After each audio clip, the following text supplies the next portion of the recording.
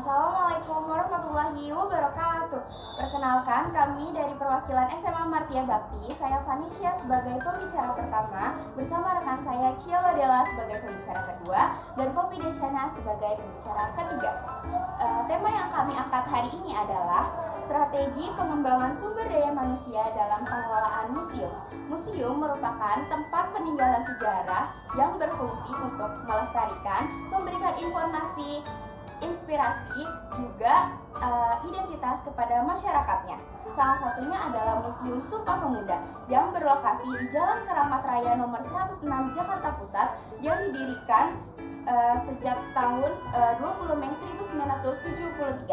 Di dalam Museum Sumpah Pemuda ini terdapat koleksi foto, gambar, serta ilustrasi kegiatan kepemudaan di tahun 1928. Museum Pemuda ini di bawah pengelolaan Kementerian Pendidikan, Kebudayaan, Riset, dan Teknologi. Lantas, mengapa museum di Indonesia masih sepi pengunjung?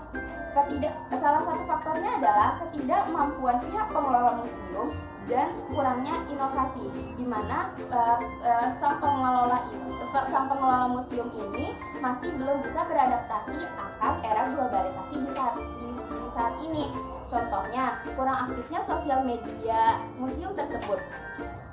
Yang kedua, salah satu faktornya adalah museum yang di bawah kepemerintahan seringkali terjadi adanya instruksi yang bercabang. Akibatnya adalah pengelola museum bingung akan instruksi tersebut.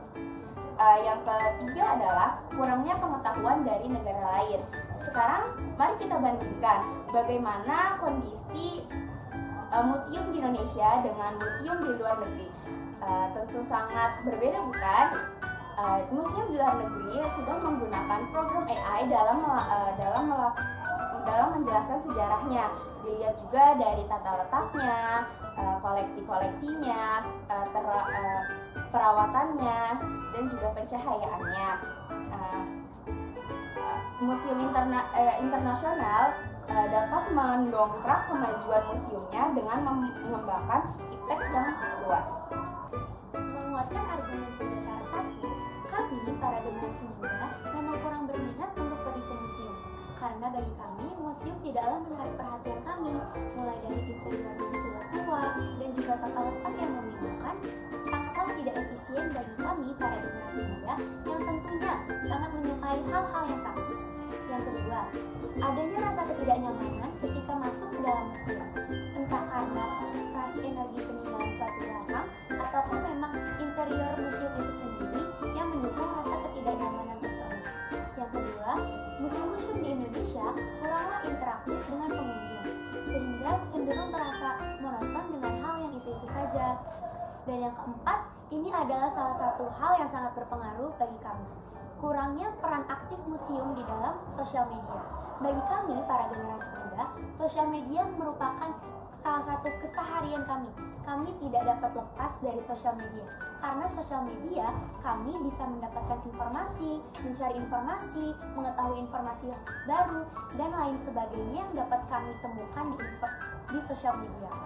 Sementara itu, dalam kasus ini, banyak sekali museum-museum yang belum tentu memiliki sosial media, ataupun ada yang sudah memiliki sosial media namun tidaklah aktif ataupun susah untuk kami akses, sehingga untuk mengetahui informasi tentang museum tersebut kami susah untuk mengaksesnya.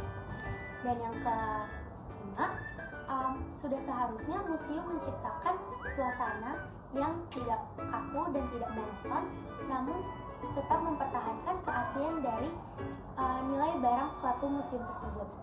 Oleh sebab itu, mengapa kami lebih sering pergi ke tempat seperti kafe, mall, tempat rekreasi wahana lainnya? Karena menurut kami tempat tersebut tidaklah monoton, dan di sana kami bisa mempelajari hal-hal yang baru. Seperti di tempat rekreasi wahana, kami tidak hanya bisa mencoba satu permainan saja, tetapi kami bisa mencoba permainan-permainan lain. Dan sudah seharusnya museum dapat menciptakan inovasi baru untuk menarik perhatian generasi muda. Melanjutkan pembicara kedua, dari permasalahan yang telah dipaparkan oleh pembicara pertama, jadi apa sih strategi yang harus dirancang oleh pihak museum untuk mengembangkan inovasi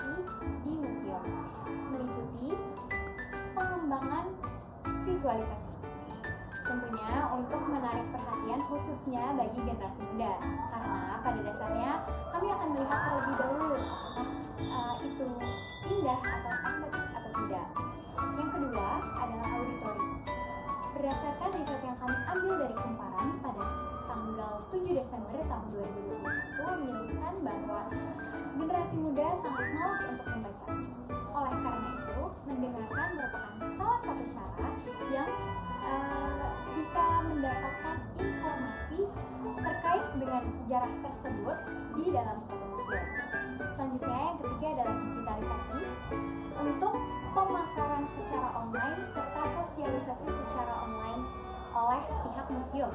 Selain pemasaran dan sosialisasi secara online, digitalisasi juga dapat dimanfaatkan oleh pihak museum untuk menambahkan fitur-fitur berbasis iptek, seperti contohnya pemaparan serta penggambaran situasi melalui AI. Selanjutnya, selain sosialisasi secara online atau daring, sosialisasi secara offline atau luring juga diperlukan karena akan lebih menarik perhatian khususnya bagi generasi muda. Dengan cara pihak museum mendatangi sekolah-sekolah terdekat. Selain itu,